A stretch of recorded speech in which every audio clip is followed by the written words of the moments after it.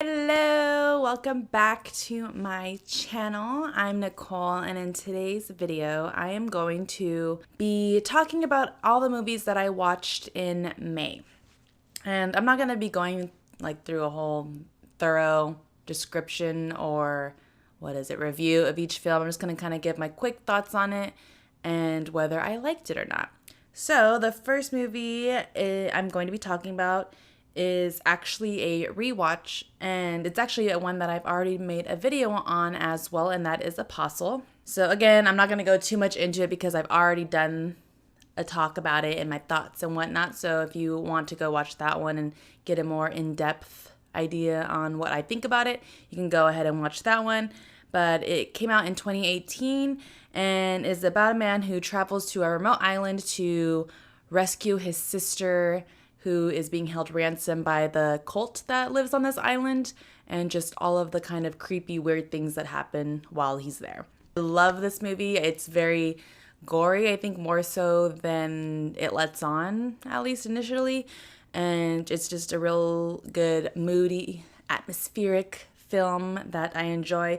I don't know if I have watched this film multiple times, but it's one that you have to definitely space out in between each watching because it is kind of intense, and it's like you just need a break in between viewings if you're going to watch this over again. The next film on my list is The Perfect Host, which came out in 2010, and it is about a guy who is a criminal who's on the run, and he kind of misrepresents himself to another character, mysterious character, and makes him think that he knows a mutual contact or friend. And once he is invited into the house, he realizes that this guy, the host, who is having a dinner party, is actually a crazy person. And so, yeah, it's just kind of him trying to get out of that situation. I didn't really care for this movie. I feel like it was kind of predictable and kind of corny a little bit. It just wasn't really holding my attention, and I would probably not watch it again. Another rewatch that I made this month or last month was California.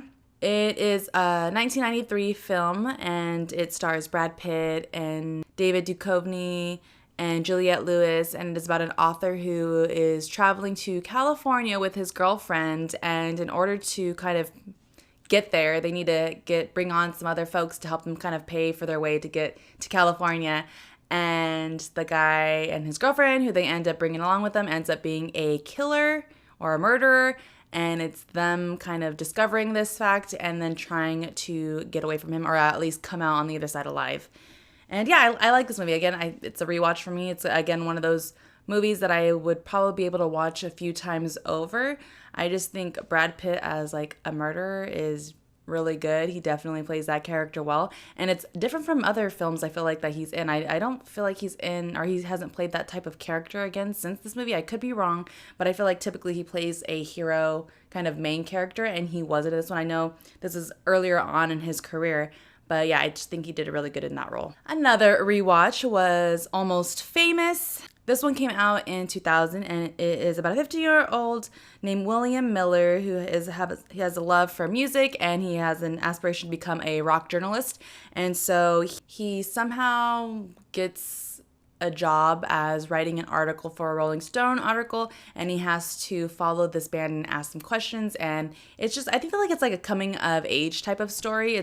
And again, it's a movie that I could probably watch a few times over and have watched a few times over. I actually remember when I first watched this movie when I was a child. I don't think I really necessarily understood what was going on. I was pretty young at the time, and I think I just kind of fell asleep. But then I rewatched it again many years later, and I loved it immediately. I really love Kate Hudson in this film.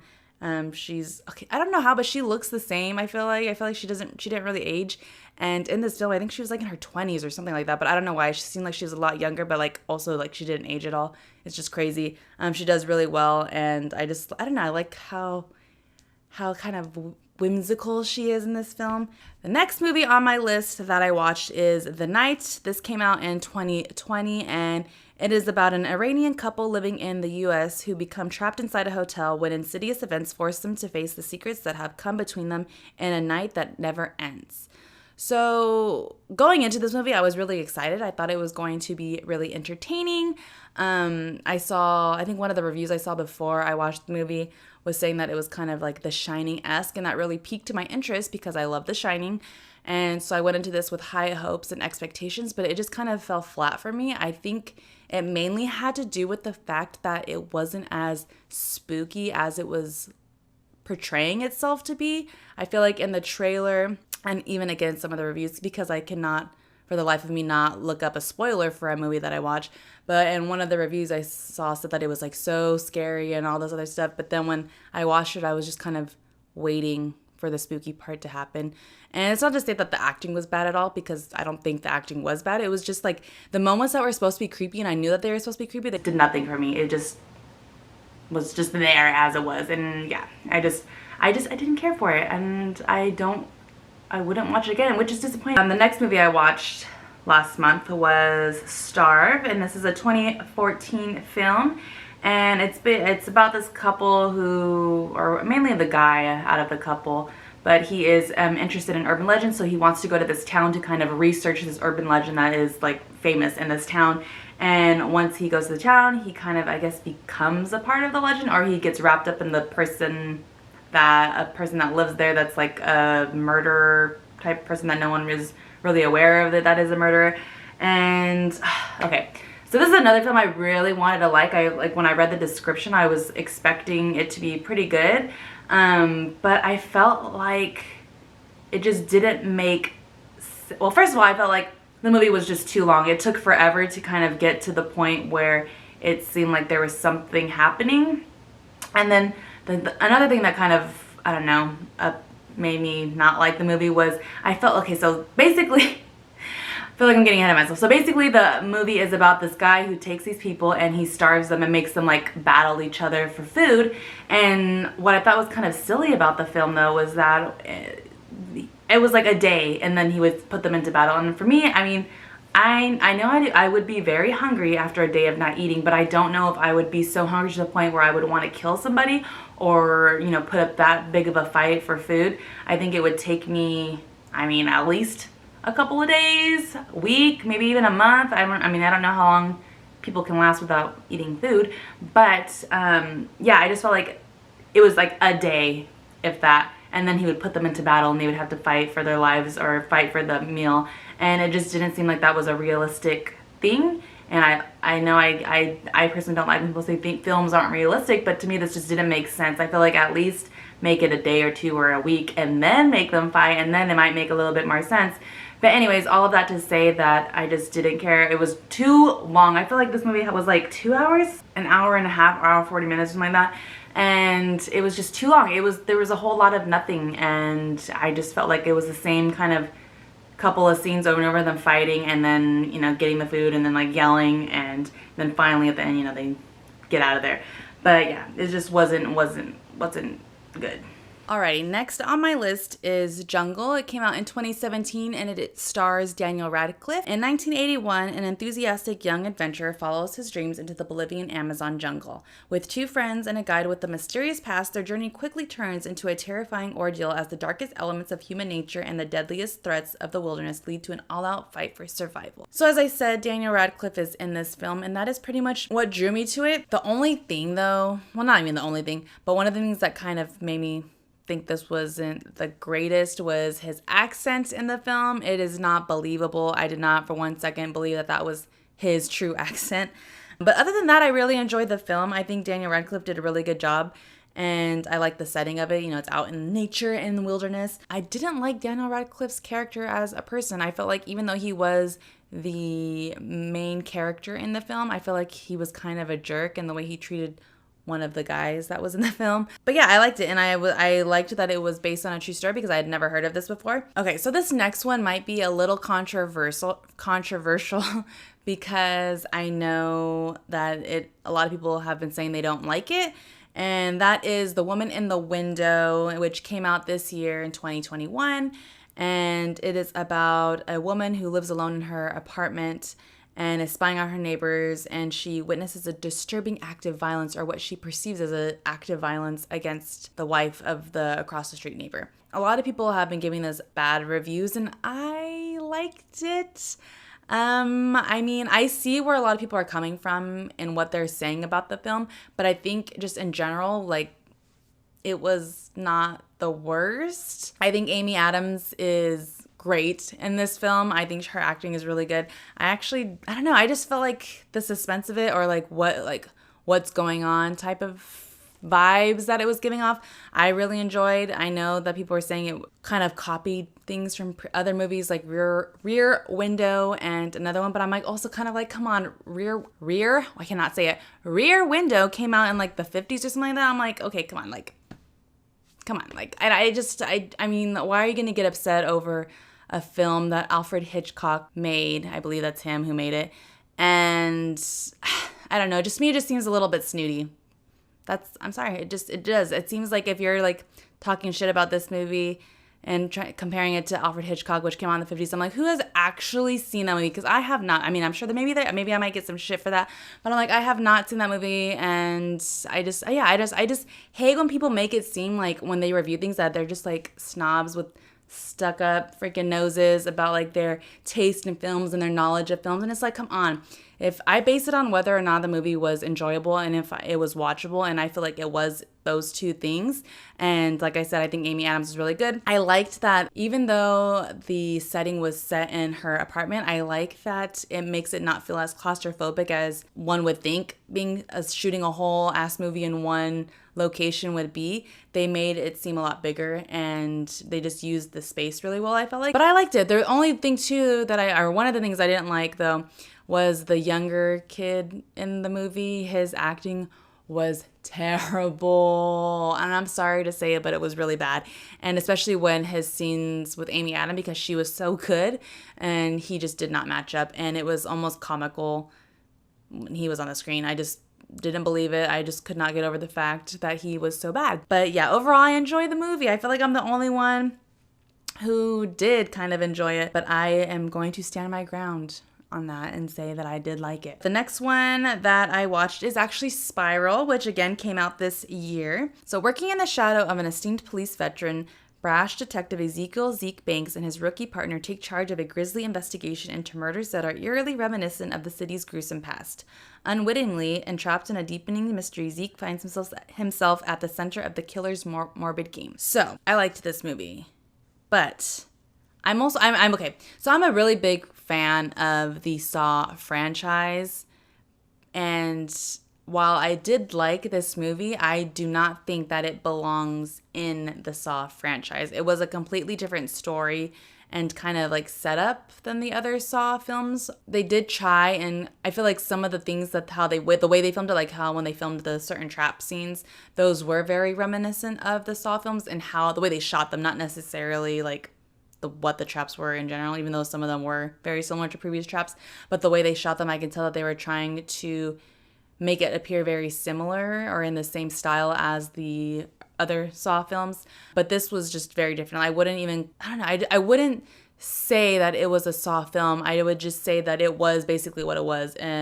Someone who was like copying the original Saw people. So I feel like going into it, if you're thinking that it's going to be, or it belongs with all those other Saw movies, or it's going to follow like things that happened and kind of relate back. Because again, like I said, I have said that one of the reasons I love Saw is that everything kind of relates back to each other and the like continuity of the storyline. And this film did not do that. So you would think I wouldn't like it, but I actually did enjoy it. I kind of liked the comedic aspects to it. I think it worked, especially because Chris Rock is in it, and I didn't think it took away from anything at all. Again, I know people have said this already too, but the twist at the end was kind of predictable, but I still enjoyed it, and I did like seeing, Samuel L. Jackson in the film and Chris Rock. But overall, I liked it. I can't say I did not like it, but it just is completely different from what the other Saw films are. So I just think if you go into it with more of an open mind and you don't think you're going to get the same type of Saw film, then you'll enjoy it. But I think if you're expecting it to kind of relate back to those other films or kind of pick up that storyline from the other films, you're going to be disappointed. Ooh, this next one. completely different from all the other types of films. But I also watched Stick It, which came out in 2006, and I feel like this has to be like a classic. No, not classic, but it has to be like a cult classic. Like, you know how like Jennifer's Body is kind of becoming the big thing right now, or being brought back into the mainstream.